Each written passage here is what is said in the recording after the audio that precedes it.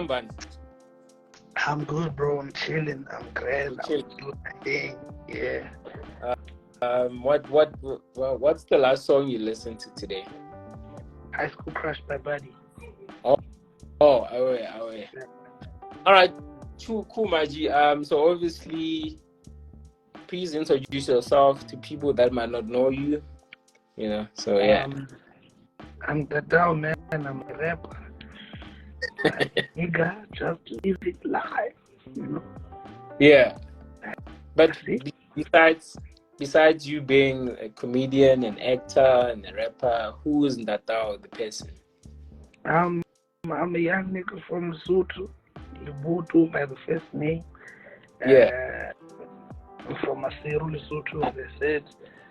Yeah, man, I'm just really a guy who likes stuff and likes doing stuff. Yeah. Okay, because I know you as a rapper.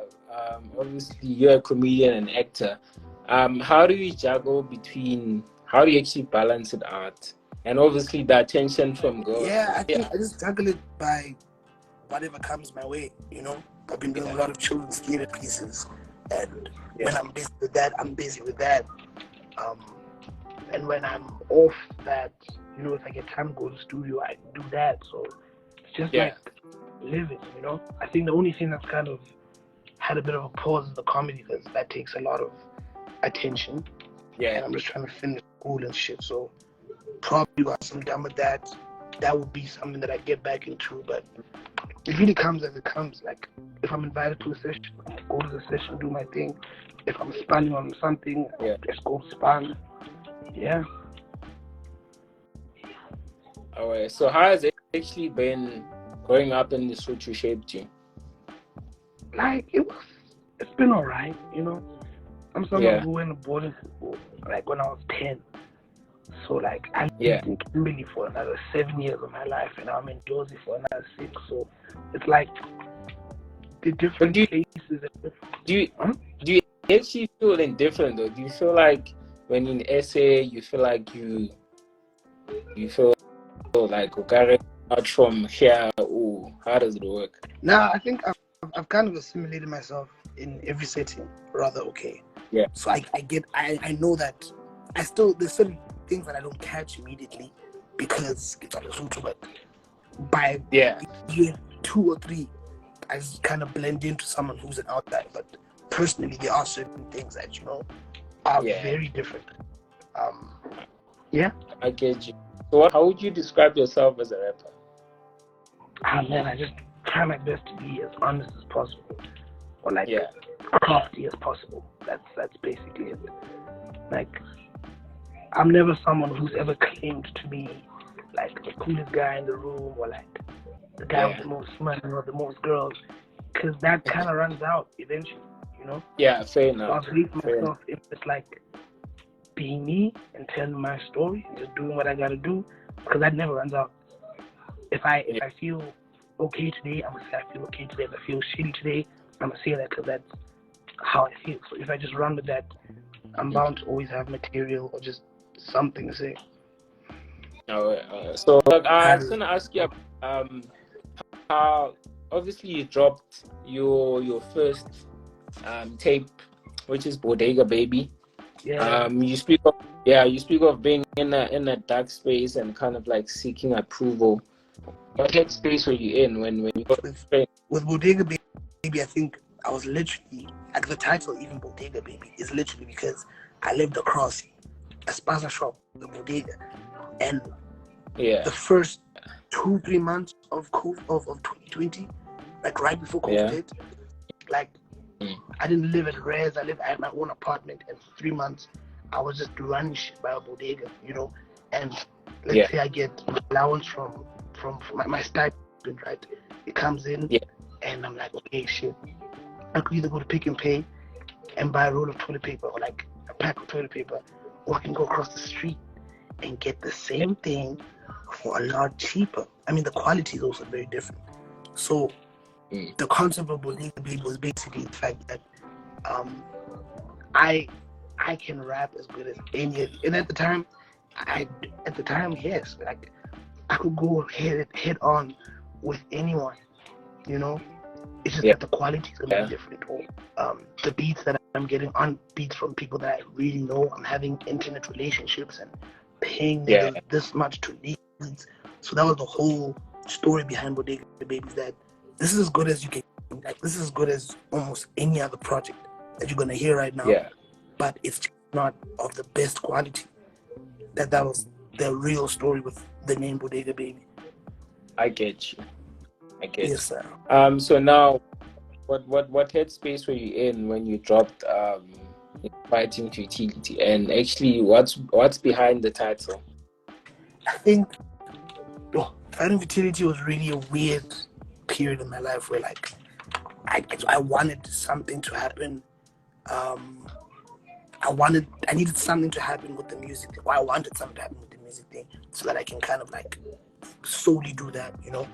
And kind of felt like the music stuff was getting a bit futile because, you know, you're working and you're recording, but things don't really go anywhere, which is what forced me to kind of change my perspective of, you know, this rap stuff. I can't focus on, you know, being the fly guy in the room, but as long as I'm focused on the craft and the pen and improving that, that is the reason why I'm still, you know, rapping.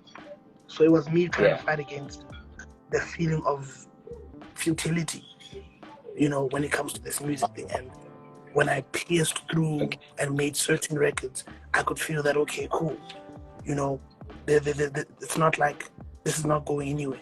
The more that you do it, the better you're getting. And literally from that project on, things are like, you know, a lot, no, I won't say a lot more different, but, you know, I run in a different lane.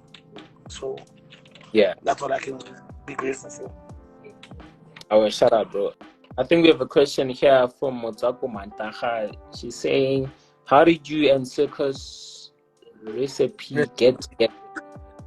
Man, Circus Recipe is my OG, bro. Like, okay, funny enough, I used to DJ at this club in Lesotho called Hugo. And DJ? Bro, I'm nice. I'm nice. Bro, like, I'm nice. For real? Real, bro. Like, check, I have a thing on my IG. Like, the 15-minute thing that I did. But, like, anyway, I used to DJ at the spot called Hugo back at home. And then the manager of that place, Ringo, is close with Circus. So I was just talking to Ringo and I was telling him, yo, man, I want to work with more rappers from home and see this guy. And a lot of the guys I was trying to get a hold of weren't really messing with me. And then I think Ringo was like, yo, do you know this guy Circus? And I was like, yeah, I know Circus, bro. I've heard this thing online. He's like, nah, man, I can link you guys up. And literally, he gave me the number. I texted him, you know, and we started following each other. And then when I had OK Bet, the song that I featured him on, I sent it to him and he was like, oh shit, that's something. He literally pulled up on me at Res and we did his verse together. Like, he was sitting there, he wanted to hear, you know, where I'm coming from with this verse, what I want to do with raps. Like, Circus is such a stand-up guy. Completely. Like, the ultimate. I get you. So how did you drop the tape with the GOAT, the fashionista Boozy? How did you guys actually meet and how did the tape actually come about? We went to the same varsity, you know, and he's one of the guys that I'd always and I'm saying You Cry Love, was it your first song together? Kind of. You Cry Love was actually supposed to be on Bodega Baby, you know. For real? Like, a lot of songs in that. Yeah, bro, like, the Bodega Baby story is crazy. Like, do you know Jansport J? Yeah. Jansport J, he's a producer. Google that. Jansport J. Like, he's a producer from the States. And Bodega Baby was initially a tape, like, I rapped on 9 of his beats. I had that, sent it to him and said, yo, OG, I want to do this little tape. Please let me know if you think it's fire. Could you please help me out just pushing it? And then he's like, yo, bro, if you ever post these beats or, like, these songs on the DSP, I'm going to sue you. You know, you can buy them, though, for, like, $600. But if you dare post them, I'm going to sue you. And I said, okay, sorry. And I think You Cry Love, Cream, KREAM. Those on my SoundCloud. Yeah. And yeah, You Cry Love and Cream were the two that he was like, I can let these slide, you know, you can use them. So I just used those, put them on my SoundCloud, and restarted Bodega Baby. But with You Cry Love, I initially sang it myself. But then the niggas who sing were like, yo, boy, we're not hitting the notes, you know? Because I was also like in a very premature stage. Like I was still trying to get around this music thing, whatever. So I'd like ask a lot of my peers, yo, how does this sound? How does this sound? So they're like, hey man, I don't think you will. And then in 2021, right, like now when we're building up to Bodega Baby, I used to live in the same building as Boozy. So like, yo man, here's a beat, you know, don't you want to sing on this? He sang on it, we laced it, we kept it, and then I put it out as one of the songs before Bodega Baby. But now, how the tape came about, if like, it was all fun and games. We went through a similar situation, you know, like we're getting rocked by some situation at the same time, you know, and it was like, yo boy, things crazy, you know. So instead of just crying and saying, yo, Don, I messed up, but like it was like, okay, let's just make some records. And I think we went in for like 12 records, and these things just came like almost every day. We'd be making records, bump out a record, bump out a record, bump out a record, and then we're just like, yo man, this is a tape. You know, I think the song that solidified it was No. The actual hook was sang by Boozy first. Boozy had the hook shit.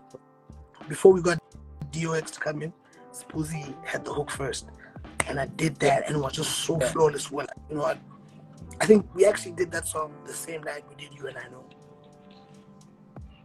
For real? The same day. Like we did that song in the afternoon, and then Doshi came through in the evening. I did You and I Know, and like, that's just how the momentum was. And then why did you take them off? Why did you take Bodega Baby and it was all fun and games off Spotify and Apple? Hey man, do you know the change the dog? Like, I'm on like a new distro, you know, and I didn't want to run into any like what's this thing called, copyright issues. So as soon as I signed it, I knew that some beats from Bodega Baby had a Miles Davis sample on it. You know what I mean? So I didn't want to. Okay, I don't think it's Miles Davis, but Love and Happiness, something that make you feel wrong, make you feel right. Oh yeah. I think I don't know who that is, but it had a sample on it that I can't, you know, commercialize like that on Child Rebel Soldiers. And then it was all fun and games. Had Dreaded. That. We couldn't let that thing fly. And those are very good songs that I like. The top 3 of my favorite songs on each project. So I was like, you know what? Let's remove the project. With Fighting Futility though, I think every single song was made in front of me. You know, every single song I can trace back. And with those ones, some we used to like negotiate with niggas to leave beats here and there. So if they've leased the beats to me, they're not gonna get in the shit. I'm still gonna get in the shit once someone flags the song, you know. So we're just like, you know what, let's run it back, make sure that every song for Fighting Futility is something we know is fully ours. And then that was that.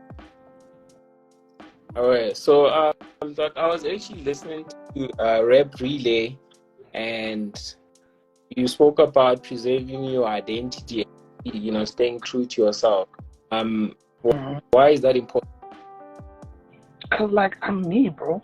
Like you, I'm me, bro. Like I can't be the next nigga. You know? Yeah. It's very important for you to be you and me be me, and especially when I'm trying to put out work or music or whatever, because everyone can't be the same person.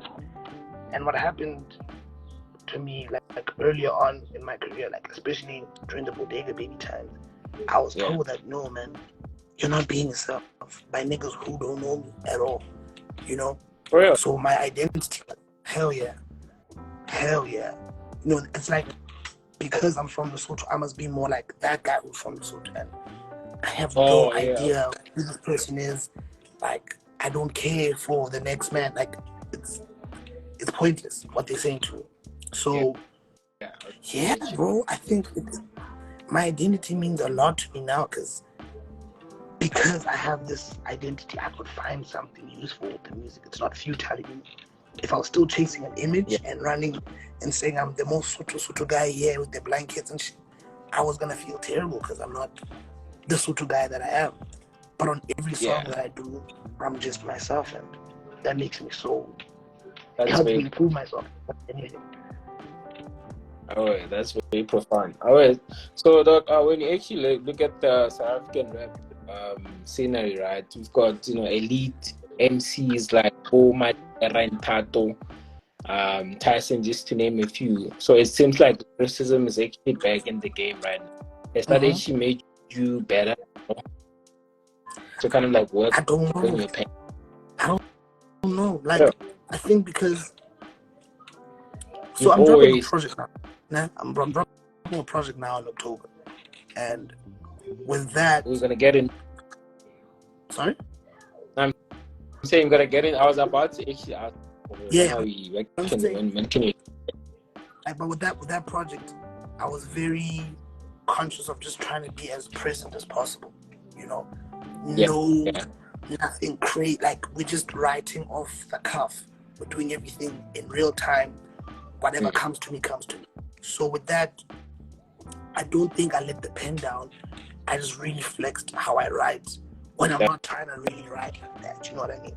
So I do feel like, with lyricism being a main thing now, a lot of niggas really looking at everyone's pen and saying, okay, this guy legit. Trust me, legit, bro. So it's ridiculous how legit we are. And with this next tape, I think you'll hear that. Whether I'm happy that lyricism is back, of course I am, man, because people are getting called out, Like, niggas can be really good freestylers and really quick and but then when it's time to really say, yo, what did you mean with that line or whatever, you can't really dissect it, So, I'm glad that we're back. Real rap is back and shit. Nah, shout out, man. So actually, music, where are we in terms of like your headspace? We're making some fly shit, man, I think I explained the project that's coming now. It's very nice, very chill, the sonics are different, we're running something, we're trying to do something different with that. But then coming after that is like one of my solo projects, my more serious type projects, and that one we're just doing a master. Like, Uncle Crack just joined the thing. I have a mad song for Uncle Crack that's ridiculous. I can't wait, nigga. It's ridiculous. That nigga's verse is ridiculous. When can we actually expect a single, bro, from the tape? For that tape, probably, I don't know, maybe early next year or December. Like, it's a banger. It's a banger. So maybe like, I'm gonna let this first tape go out, let's promote it a bit, get some videos in, and then once I build up the next one, you'll see and you'll feel it. But that one, definitely, early next year or December time, that's when you should have that. Oh, I get you, though. What's been your favorite feature? My favorite feature, like, my favorite verse I've given niggas? Yeah. I don't know, I think I have this one called Ranex with Morning Wood. I have that. I have also Docs the Maverick. Docs the Maverick needs to drop some shit. We have a song called Malitati, which is perfect. Like, Malitati is perfect. Like, perfect. That's a song that is. So almost every verse I've given Docs the Maverick is a 10 out of 10, and then Ranex as well. I think those are my favorite features. Alright, shout out. We've got a question from your boy Postman. Shout out to the Postman. He's saying, why do you he's saying that nigga's crazy, bro. Why do you use tricky beat? What the hell? Because he's been listening to some of my snippets for the next tape, which is like not really hip hop, like it's very, different vibes. So he's like, nigga, Okay, what? I think I'm kind of jealous for real right now, but fair enough. Man, no worries. We got ages, and he just comments and says, "Dog, just rap," So no, man, it's not anything crazy. That masturbation joint is also crazy. Which one, bro? Oh, favorite song. Okay. Nigga needs to pause. And then, what's your least favorite song of yours? My least favorite song of mine? I don't know, man. I think Karma Chameleon, actually. I gotta think about it. For real? Why? Like, I think Karma Chameleon that's the first rap record.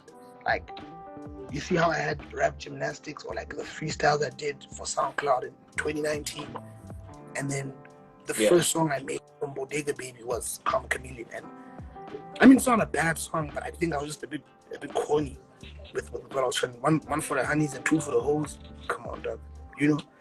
So it's a learning curve. Yeah. It's something that I had to kind of go through in order for me to build the pen. But I think that's my least, or that's the one song that I kind of cringe the most. But it's a banger though. It's a solid record, I think. Yeah. So creatively, how would you describe your creative process?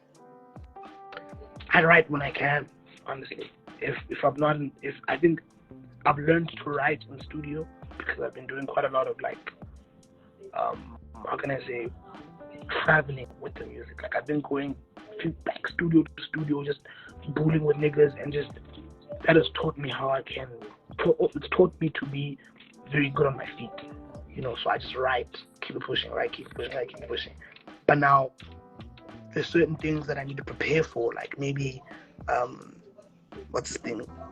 Like when I did the Fortuna Cypher thing, that verse I wrote it in every little small period I had, because I was still busy spanning on some children's theater show, and anytime I had a break or thought of 2 bars, I just pen it down on my phone until I get home, try piece it together. It's like, okay, that's 6 bars. Keep on flash. So I think I've just been using small pockets to write here and there, but I think I still am very focused in terms of when I do get into a tape mode, we run like that. Like this thing that's coming up now, most of it was done in studio with the guy in front of me, let's go, or in small pockets of my breaks. So it's in between, man. It depends on what I'm exactly working on. So how did the speaker? I'm not sure if I'm pronouncing his name. The freestyle come about. Man, OG just hit.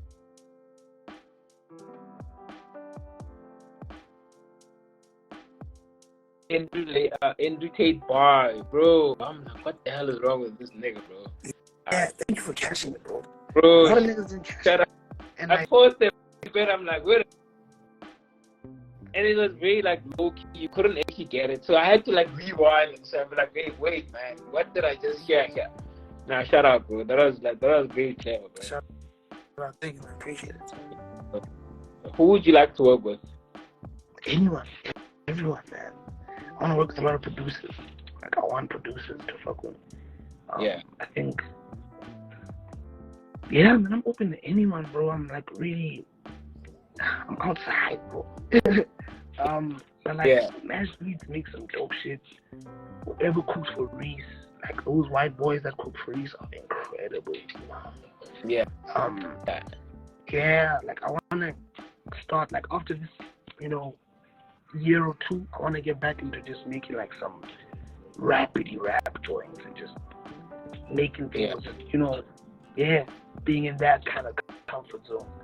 But yeah, I'm open to working with anyone, literally. Oh, yeah, shout out, bro. So, any encouraging words upcoming kids? Sorry, can you repeat that? I'm saying for any encouraging words for upcoming rappers or kids or any artists. Man, just do you. Like, you are your biggest currency. That is it. You are your biggest currency. Don't chase nothing. Don't. I mean, it's good to be inspired and like, yo, that guy really got it. Let's see how we. But just do you, bro. It's so important to just do you, because trust me, I've seen guys who have rapped years before me, guys who are coming up now who are just chasing something, and you can't. And it's not even music. It's just like life in general. You can't be chasing an endless key, because you're never gonna be that image. Just as long as you hold yourself. And that's what music essentially is. Like, you look at your best rappers, like Maglera, Reese, and even Tyson. Those guys are really themselves. Like, Maglera is 100%, Clarksdorp, Reese is 100%. This guy, and Tyson is just, you know, he's just 100% Tyson. So just make sure you're 100% you, and you're gonna be mad. All right, Doc. How do you feel about, like, you know, small YouTubers, Doc? Like, you know, I'm basically talking about someone like, you know, like me or some shit. Do you think we kind of like contributing to the culture, or? Yeah, man. Like, bro, have you seen how? I don't think you're on Twitter. You're on Twitter, bro. You're on Twitter, man. I am actually. But you have more of a presence this side. But like a lot of guys kind of drive the conversation. Yeah. And shut up. Yeah, a lot of you guys drive the conversation, and like you were the first few people that you were one of the first few people who listened to Bodega Big when it came out, you know, and it helped with my promotion too. Like, okay, listen, if you can listen to this tape, listen to this review, and those build me as an artist that, okay, the people can trust the work now, because someone has listened to it and said, okay, we can even annotate it, and that's what I think I'm in it for. Like, I love people just annotating my bars, and I'm like, oh yes, you got it, you know. So yeah, I think you guys are very necessary. Alright, bro. I think we actually done. And then just wrap it up, bro. No problem. Alright, sweet, my G. Shout out, bro. Sure, my dog. Have a good one, man. Sure, you too, man. Sure, bro.